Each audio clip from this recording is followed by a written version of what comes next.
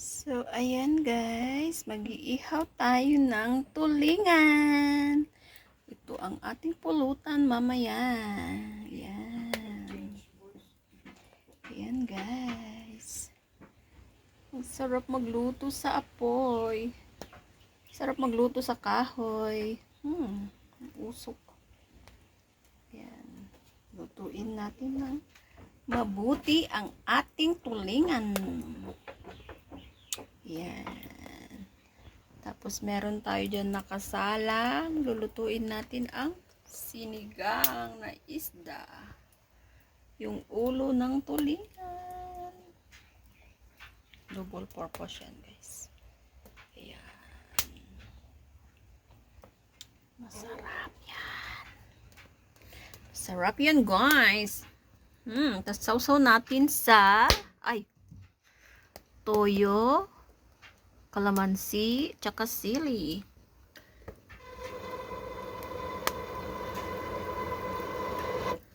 Ihipan muna natin kasi ang usok.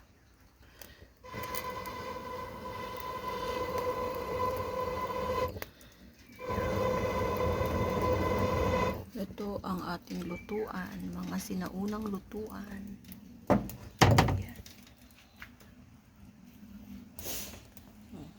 Masarap magluto sa kahoy. Balik na rin muna natin ang ating isda. Ayan. Oh my God. Yo, yo. What's up?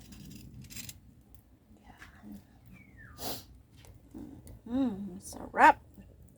Bale, pinahiran ko na yan ng toyo, mansi. Para may lasa ang ating tulingan.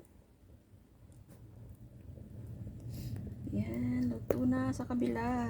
Ready na. Konting-konti na lang. Papain-in lang natin ng konti. At tatanggalin na natin.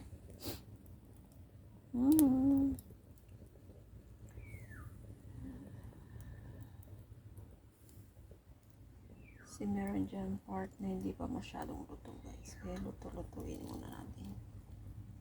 God. Mainit. Pakainit sa Pilipinas.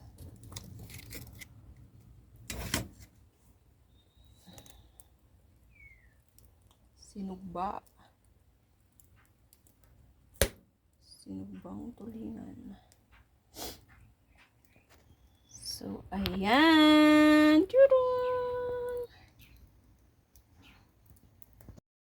Spaghetti pababa. Talong, long. Ano to?